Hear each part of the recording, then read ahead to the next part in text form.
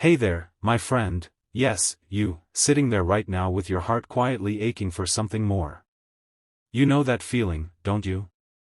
That moment when the waves of life have been crashing over you for so long that you've forgotten how it feels to breathe freely. Close your eyes with me for just a second. Imagine the cool California night air brushing your skin, the distant roar of the Pacific, and the silver moonlight painting a path across the water like an invitation you've been too afraid to accept.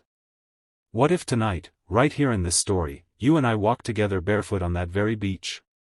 What if we watched two broken but brave hearts collide in the most forbidden way possible? Stay with me until the very last word, because by the end, I promise you'll feel something stir inside you, the courage to ask for more in your own life. This is the story of Nathan and Margaret, and it might just be the story of you too. The night it all began, Nathan stood on that empty stretch of beach north of Malibu, his dress shoes already kicked off and half buried in the cool sand. He was 34, still carrying the quiet exhaustion of a man who had spent 12 years climbing the corporate ladder at Pacific Dynamics, never once missing a deadline, never once raising his voice. His boss, Margaret Caldwell, was the kind of woman people whispered about in the break room, 41, sharp as broken glass, widow of the late founder, and the only person who could make a boardroom full of millionaires sit up straighter with a single glance. They had been working late on the quarterly projections again. When the numbers finally balanced at 11:47 p.m., Margaret had closed her laptop, looked at him across the dimly lit conference table, and said the sentence that would change everything, "Nathan, I'm tired of winning all the time. Let's make a bet." He had laughed nervously, certain she was joking. But she wasn't. She wanted to race him in the ocean, 200 meters out to the buoy and back. If he beat her, she would give him the promotion he had been quietly chasing for 3 years. If she won, he would have to take a full month off and actually live his life. No spreadsheets on the beach, she had teased, her green eyes catching the light from the city behind them. Nathan had never been a strong swimmer. He had grown up in a landlocked Kansas town where the deepest water he ever saw was the community pool. But something in the way she looked at him that night, equal parts challenge and exhaustion, made him say yes. They drove to the beach in separate cars, changed behind rocks like teenagers, and stood side by side at the water's edge in nothing but swimsuits and goosebumps. The ocean looked endless and unforgiving. Margaret's dark hair was pulled back in a simple ponytail, and for the first time Nathan noticed the small scar above her left eyebrow and the way her shoulders carried the invisible weight of grief. Her husband had died 4 years earlier in a sailing accident. Everyone in the company knew she had never dated since. "Ready?" she asked, voice soft against the waves. He nodded, heart hammering louder than the surf. They dove in together. The water was brutally cold. It stole Nathan's breath and wrapped icy fingers around his ribs. He pushed forward anyway, arms slicing through the darkness, legs kicking with everything he had. Margaret was fast, faster than he expected, but somewhere around the buoy he found a rhythm he didn't know he possessed. Every stroke became a conversation with his younger self, the boy who once believed he could be anything. He could hear her breathing beside him, steady but strained, and for one impossible moment their hands brushed underwater. He touched the buoy a single second before she did. When they staggered back onto the sand, gasping, laughing, and shivering, Nathan could barely stand. Margaret bent over with her hands on her knees, water dripping from her lashes. She looked up at him and smiled, a real smile, the kind that reached her eyes and made the years melt away. "You actually beat me," she whispered, almost in disbelief. Nathan's chest burned, but not from the swim. He had rehearsed the polite thank you he would give her for the promotion. Instead, the words that left his mouth surprised them both. "I don't want the promotion." Margaret straightened, confusion flickering across her face. "What do you want then?" He looked straight into her eyes, the moonlight turning them the color of sea glass. "More." The single word hung between them like a spark above dry tinder. She didn't answer right away. She simply walked over to where their towels lay folded on a piece of driftwood and handed him one. Their fingers touched again, longer this time. "More is dangerous, Nathan," she said quietly. I'm your boss. You're my best analyst.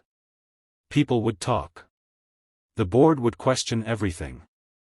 I know, he replied. But I've spent my whole life being safe. Tonight, for the first time, I beat the ocean. Maybe I can beat fear too. They sat on the sand until the sky began to lighten, talking about everything and nothing. She told him how her husband's death had left her terrified of loving again. He told her how his father had walked out when he was 12 and how he had been trying to prove his worth ever since. When the first rays of sunrise painted the horizon gold, Margaret stood and offered him her hand. 1 month, she said. We take the month I owe you from the bet.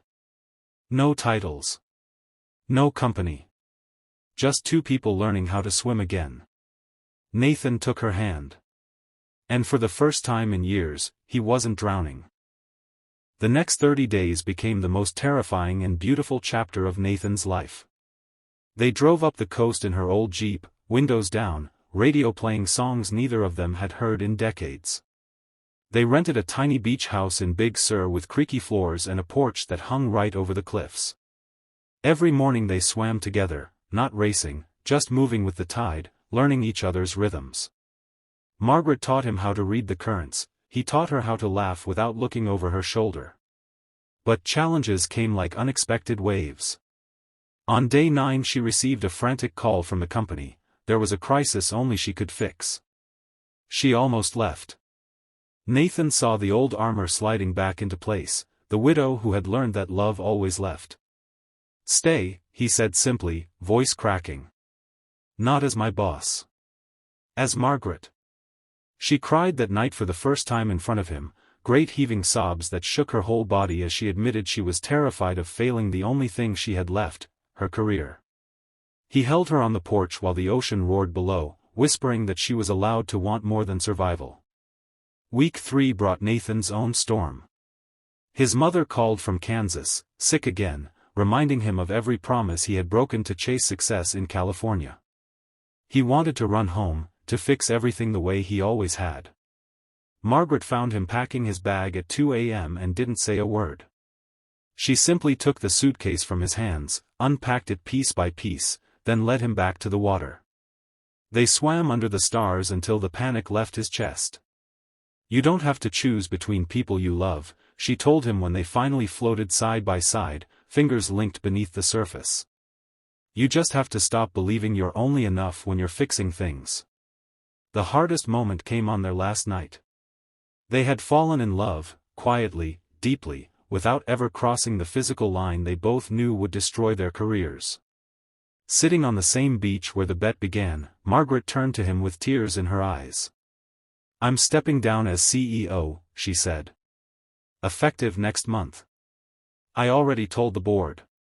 I want to build something new, with you. But only if you still want more. Nathan's heart stopped. All the old fears rushed in, losing his job, the whispers, the risk of loving someone who might one day leave. But then he looked at her face, really looked, and saw the same courage he had found in the cold water that first night. He took her hands, pressed them to his chest so she could feel how steady his heartbeat had become, and said the words that had been waiting inside him for 30 days. I don't just want more, Margaret. I want everything. The messy, scary, beautiful everything. With you. They kissed then, soft and slow under the same moon that had watched their beginning. It wasn't the passionate scene from movies, it was 2 people choosing each other after years of choosing safety. 6 months later, Nathan and Margaret stood on that same beach at sunrise.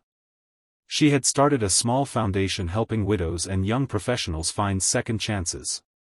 He had taken a position teaching financial literacy to kids who grew up like he did, landlocked and dreaming. They still swam every week, side by side, no longer racing anyone but the version of themselves they used to be. And every time the waves touched their feet, they remembered the night a simple bet cracked open their sealed lives and let the light in. So here we are, my friend, at the end of the story, but hopefully the beginning of yours. The ocean is still out there, waiting. The bet is still waiting. Whatever fear has been holding you back, whether it's a job that drains your soul, a grief that won't let you love again, or the quiet voice that says you're not enough, hear this: you are allowed to want more.